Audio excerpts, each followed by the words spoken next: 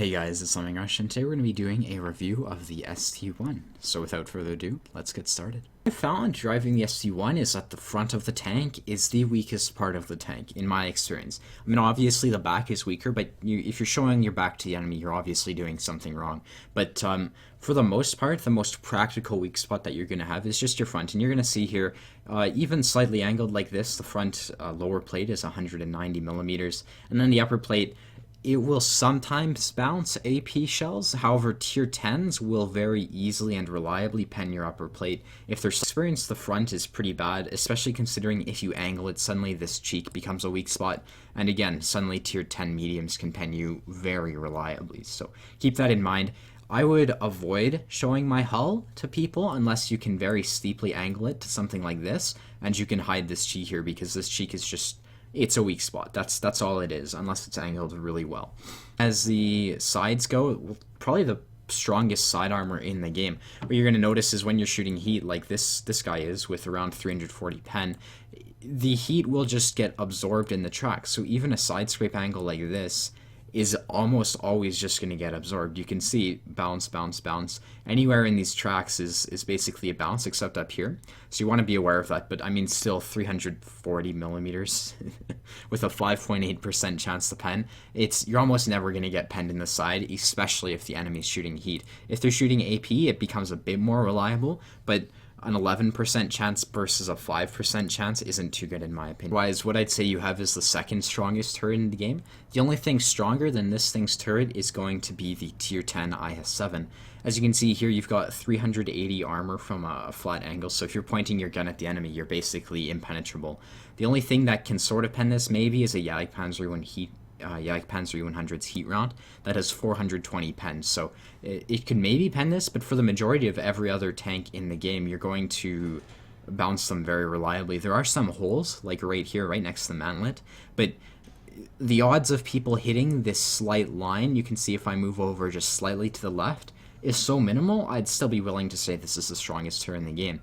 For the cannon, it's got a tier 10's cannon, so what you get is the same gun that you'd get on the IS-4, which is the tank that actually precedes after the ST-1, and in my opinion that's incredible. What you have is 258 pen, which is sort of equivalent to tier 10 mediums, 440 alpha, and a 4.51 rate of fire. So the DPM isn't the greatest. However, because you've got the armor and so much other things to make up for the fact that you've got low DPM, in my opinion, it doesn't matter. Low DPM in this tank is meaningless because you're able to, the gun handling is okay for a Russian tank, and the pen is good enough that you'll never bounce a decently aimed shot.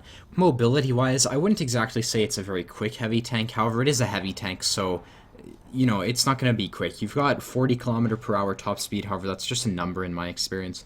The max you're going to hit in most scenarios is about 30 to 35 kilometers per hour. Other than that, you just need to watch out for boggy ground. What happens is these tracks really do have trouble navigating in anything that isn't just concrete roads. So do your best to keep it out of dirt or grass or whatever, and you should be fine mobility-wise. Get Brothers in Arms all the way down first, then get Sixth Sense on your commander and repairs all the way down. Jack of all trades and situational awareness are also good for your commander to have. For your gunner, you're going to want snapshot and armor. For your driver, you need off-road driving and clutch braking for sure. This thing's mobility in boggy ground, like I said, is absolutely horrendous. For your loader, you're going to want safe stowage for the first one. For the second loader, you want Adrenaline Rush. The reason I don't have these with more skills is just because, like, there's no good loader skills. So I chose the best options available to me. If you're in a position where you've already got 3 loader skills, just choose anything, honestly, like, anything else that's good. Equipment-wise, what you're going to need is a vertical stabilizer, a gun-laying drive, and a rammer. The reason you want a gun-laying drive on this tank is just the aim time isn't horrendous, but it's not good either. So you want... For me, I like to try to minimize my exposure time to the enemies, and I value that a lot more than spending an extra 0.3 seconds reloading. Like, if you're waiting behind a rock, you can afford to aim 0.2 second. You can afford to wait 0.2 seconds to reload. But if you're aiming and sitting in front of someone's gun, you want to reduce that time, and so that's why I went with the V-Stab, GLD, and a rammer, because if you get YOLO'd, it's nice to have, but in all honesty, heavy tanks very rarely get YOLO'd unless you're caught out, so just use your brain when you're in a good, if you're in a good position, you generally won't get YOLO'd because you'll have team support and whatnot, so yeah. As far as ammo goes, I would suggest not a whole lot of heat on this thing. I mean, this thing can carry a lot of rounds, so what I'd suggest is some sort of setup like this, 27 AP rounds, 11 heat rounds just in case, and 2 HE. The standard first aid kit, repair kit, and fire extinguisher. I've just been running it with food because obviously I can afford it on this sheriff account. So here we are in the SD1. We're on the map Serene Coast, and it's a standard battle. Coming up to the peninsula, which I normally don't do, however, I've seen some people do it, and it's worked out, so I'm giving it a try. What's happening here is they've got a triple platoon of mediums. I saw the T-22 up here first, and so I'm like, huh, it's probably not going to be alone, and so, as you can see, there they are with, you know, the rest of their platoon mates. So I'm sitting back here because I don't want to get wolf-packed. What you can see happening is I'm alone, right? And so when you're in a heavy tank like this with not so great DPM, you really need to play to your team. You can't go off alone, sort of like this KV-4 is. I tried to tell him to fall back, but he didn't listen, so whatever. We have support behind us. There's an E3 and a T-30 trying to help us out, and I'm just here. I have to get as many shots out as I can because this KV-4 sort of killed himself.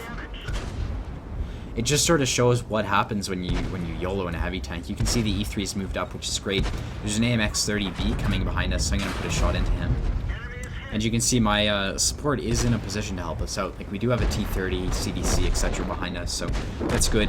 If I'd been more aggressive, though, I definitely wouldn't be alive right now. I'd be dead with the KV-4. There's an AMX-1390, gonna put a shot into him. You can see the bloom isn't very big on this tank, and the reason for that is it's just so slow. If you were faster, you'd get a lot more bloom, but its speed sort of means the bloom isn't such a big deal.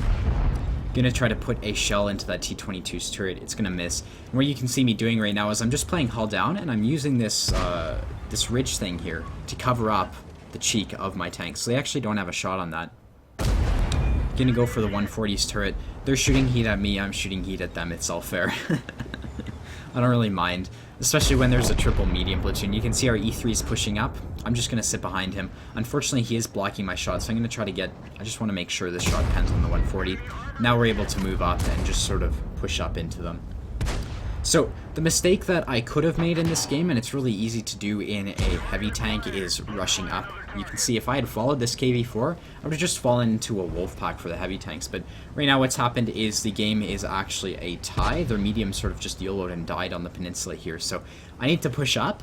What's happened is they've managed to win the one line and we've won the peninsula. So we need to be quick before they push into our base and cap us out, or before they return to base and get good defensive positions. You can see I'm being a bit of a dick in chat there, but whatever. Ferdinand isn't too happy. I don't really know what happened. I'm not reading the chat right now, so whatever. Pushing up here, and I noticed there is this T-34 here, so I kill him first because he's an easy kill.